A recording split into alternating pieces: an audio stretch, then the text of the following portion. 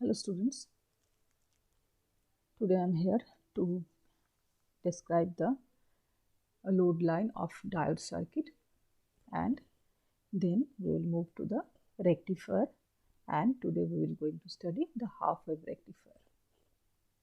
Okay, let's move on. This shows the diode circuit in forward bias condition. The P side of the diode is connected to the positive terminal of the battery and the N side is connected to the negative terminal of the battery. So this is in forward bias condition. If we write the equation for voltage, then it comes V is equal to Vd plus Vo, and we replace Vo by IRL. When I is equal to 0, if we put I is equal to 0, then this gives a value of V is equal to Vd. We have this characteristic of the forward biased PN junction diode, which is called the static characteristics of the diode in forward bias condition. So in this direction we have plotted Vd, and in this direction we have plotted I in milliampere. So these points V equal to Vd gives a Vd and I is equal to 0 gives a point on the horizontal axis. And again, if we put Vd equal to 0, this gives the value of I, V by RL. So this gives another point 0, I is equal to 0, sorry, V is equal to 0 and I is equal to V by RL, which gives a point on the vertical axis, that is the I axis. So if we connect these 2 points, this gives a straight line, and this line gives all the possible combinations of I and Vd which satisfies this equation. The intersection of the load line, this line is termed as load line, the intersection of the load line and the static characteristics of the diode gives a point which is termed as Q point or operating point. From this relation, we can write I is equal to minus 1 by RL Vd plus V by RL. So if we consider I as y and Vd as x, then we get a equation of a straight line y equal to mx plus c, where m, that is the slope of the line, is equal to minus 1 by RL, and the line intercept the I-axis at V by RL. So this gives a straight line with a slope minus 1 by RL and intercept at a point V by RL. Now, if we replace the supply with a variable voltage supply, then what happens? This is a graph, that is static characteristic graph. Let us take a value of input voltage Vi. Input voltage Vi. For that Vi, we got a load line which that has the current value Vi by RL. So we got a load line which gives all the possible values of Vi and I. Now, if we change the input voltage Vi to Vi prime, then we get another load line corresponding to the current Vi prime by RL. But these two load lines are parallel to each other since RL is constant. Now, these two load lines intercepts at two different points on the static characteristics. Now, let's extend this point to here till Vi prime, and this point P to B prime till Vi. So now if we draw a line connecting these points, this gives all the possible values of V input voltages. This graph is termed as the dynamic characteristics of the forward bias PN junction. Now let's move to the rectifier. A rectifier is an electronic device that converts electronic current, alternating current, which periodically reverses its direction to direct current which flows in one direction. Let me show you. This is voltage though. Current also may varies in this fashion, that is called the alternating current, and the rectifier converts this alternating current to direct current. Why it is necessary? Nowadays, the generation, transmission and distribution is mostly in the form of AC. As because the AC circuit breakers is cheap than the DC circuit breaker, and also the repairing and maintenance of AC substation is easy and inexpensive in comparison to the DC stabilization. The level of the AC voltage may be increased or decreased by using step up or step down transformer. This is the transformer. So we can use step up or step down transformer to increase or decrease the value of the supply that we need. In India, the domestic supply is 220 volt 50 Hz AC supply, but for many applications DC power supply is essential. Physically, rectifiers have numbers of forms which include vacuum tube diodes, which are nowadays obsolete, semiconductor diodes, silicon controlled rectifiers and other silicon based semiconductor switches.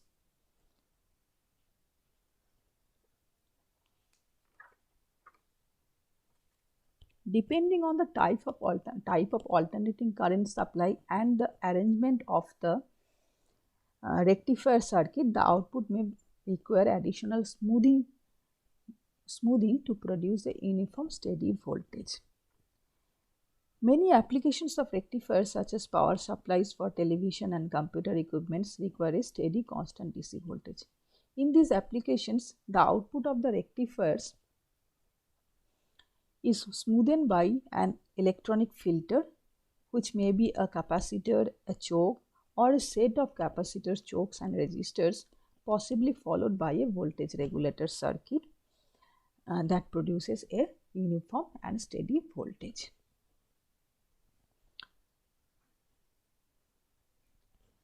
For power rectification, from very low to very high semiconductor diodes of various types such as junction diodes, Schottky diodes, etc. are widely used.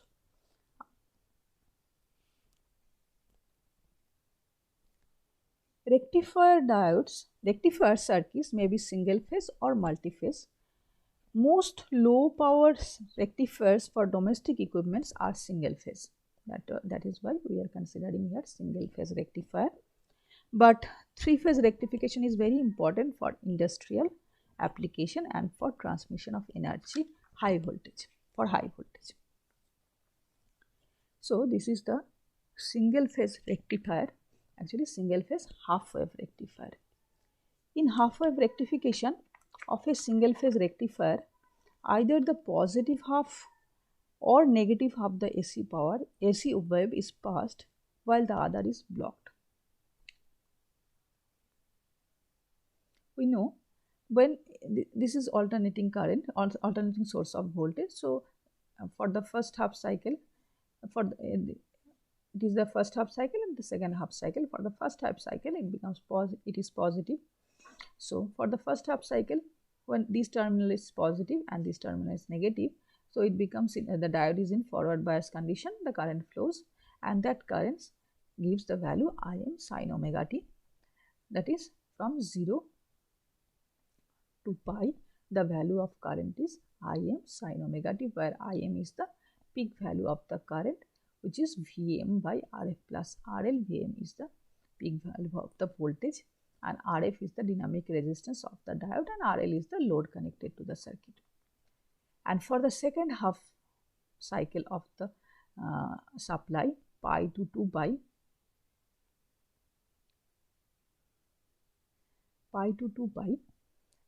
this terminal becomes negative and this terminal becomes positive. So this diode now in reverse bias condition. So very small current of the order of microampere current is flowing through the circuit. So, neglecting that, we can write I is equal to I0 for the second cycle of the supply. Pi to 2 pi is equal to 0.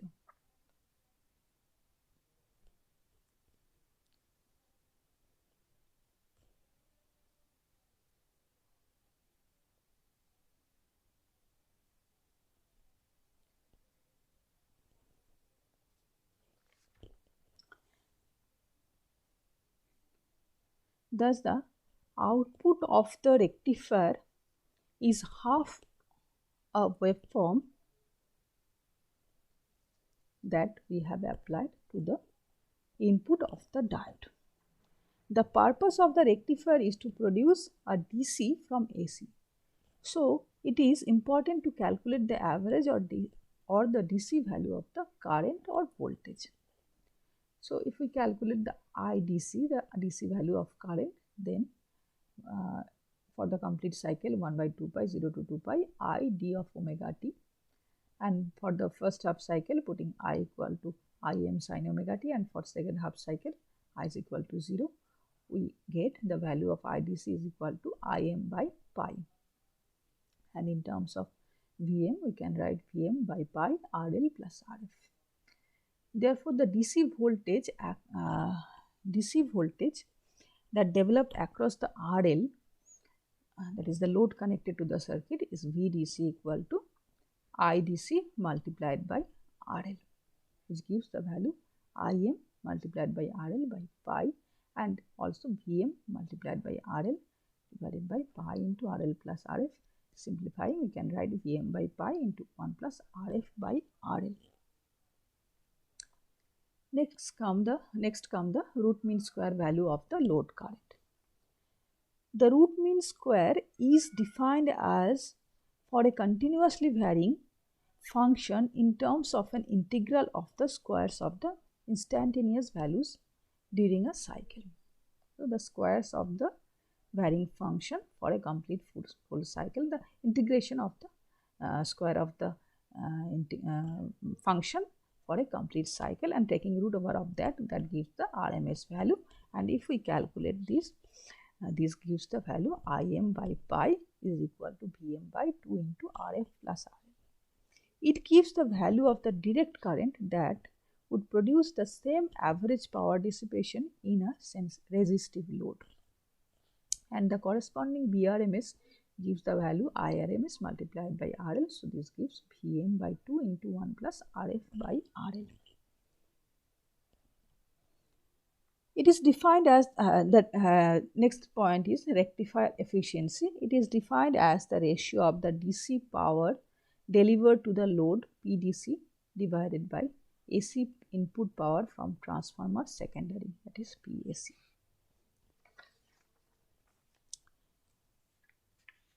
The value of PAC is equal to IRMS square RF plus RL. The first term IRMS square RF gives the power dissipated at the junction of diode, and the second term IRMS square into RL gives the power dissipated at the load resistance. So, we have this term PAC is equal to Im by 2, putting the value of IRMS Im by 2 square into RF plus RL, and PDC is equal to IDC square RL, and we get this expression. So, putting these two value of PAC and PDC in to get the rectifier efficiency, we get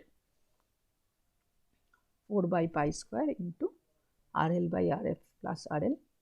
This gives the value 40.6 by RF plus 1 plus RF by RL. Thus, maximum efficiency of the rectifier will be achieved if RF is negligible in comparison with the value of RL, that is the load applied. And in that case, if we consider RF by RL is equal to 0, the efficiency of the rectifier gives the maximum value, that is 40.6.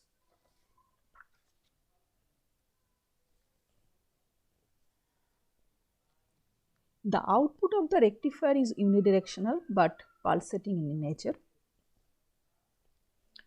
Let's move to the, so this is pulsating in nature.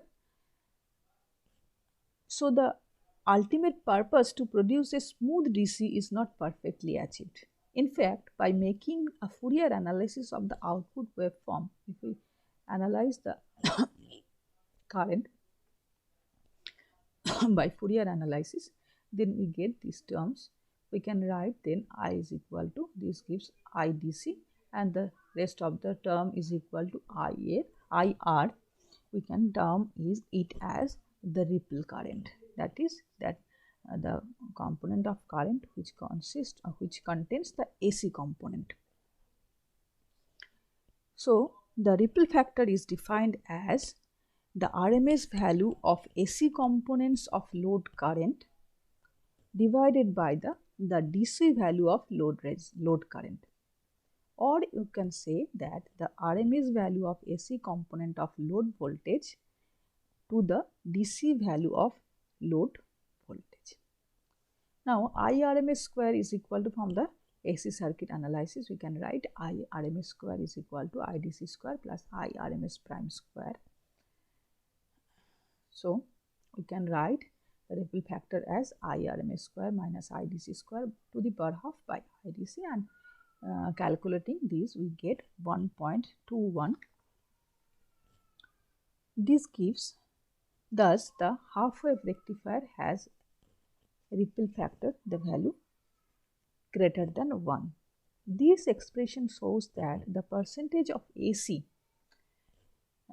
in the output is 121%, 121% of the DC. Thus, half wave rectifier is not very successful in converting AC into DC. The next term which comes is regulation. It is desirable to have a rectifier whose output voltage varies least with the load connected across it. The variation of DC output voltage with DC load current for a given input is called the load regulation of the rectifier. Let us take the value of IDC is equal, we have IDC is equal to Vm by pi into RL plus RF. So IDC RL is equal to, we can write Vm by pi minus IDC RF.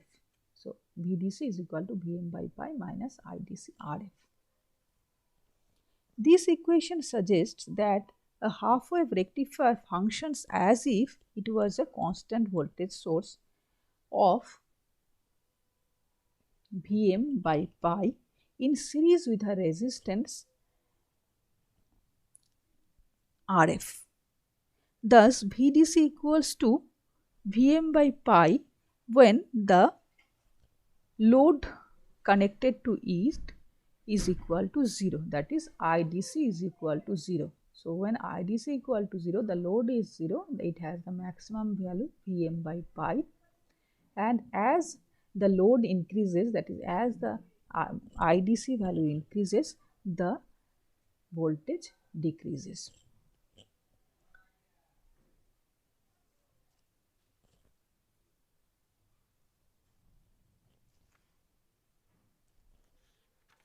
The regulation, the percentage of regulation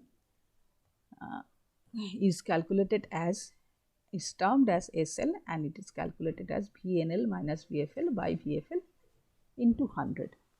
The degree to which a power supply varies in output voltage under conditions of load variations is measured by voltage regulation, that is SL, where VNL is the voltage with no load.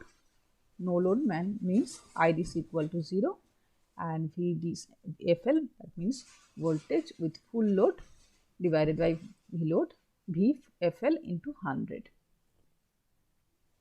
If V no load is equal to VFL, this results there is no voltage drop and the value of SL becomes 0. So, for an ideal supply, the percentage of regulation should be 0 and the output voltage should be independent of load current. Next comes peak inverse voltage. During negative half cycle of AC input voltage, the diode is reverse biased and hence it does not conduct. The maximum reverse voltage across the diode is called the peak inverse voltage of the rectifier. In a half-wave rectifier without filter, the peak inverse voltage across the diode is maximum transformer voltage Vm across the secondary. Thus, you can say Vpi is equal to Vm. For every diode, the manufacturer specifies the peak inverse voltage which can be safely applied to the diode without damaging it. In no case, peak inverse voltage should exceed this rated maximum reverse voltage. The next term that comes, transformer utilization factor. Transformers that we have to use are costly. So while designing any power supply, it becomes necessary to know how efficiently the transformer is being used. This means it is necessary to know the DC power delivered to the load and the type of rectifying circuit to be used. For this, we must know transformer utilization factor TUF, which is defined as DC power delivered to the load by AC rating of the transformer secondary. The rated voltage of the secondary is Vm by root 2 and the current, actual RMS current flowing through the circuit is Im by 2. So putting these values, we get this expression, and Vm equal to, we have this expression. So putting all these values, we get the transformation utilization factor is equal to 0.286 into 1 by 1 plus Rf by RL. When RL is very much greater than Rf, then the transformer utilization factor is 0.286. For example, when a 1 kilovolt ampere transformer is used in half-wave rectifying circuit, the DC power that can be delivered to a resistive load by this transformer without overheating will be 1 multiplied by 0.286, that gives 0.286 kilowatt or 286 watts. Now let us calculate the transformer utilization factor, relation between the transformer utilization factor with the efficiency eta. So transformer utilization factor TUF is equal to, it is not true equal, it is equal to, it's a mistake, PDC by PAC rated. So we can write it as PDC by PAC into PAC by PAC rated. So PDC by PAC is equal to, we can write efficiency and PAC by PAC rated. So calculating the value of PAC rated and putting these in the we get PAC by PAC rated is equal to 0.707. So this gives transformer utilization factor eta multiplied by 0.707.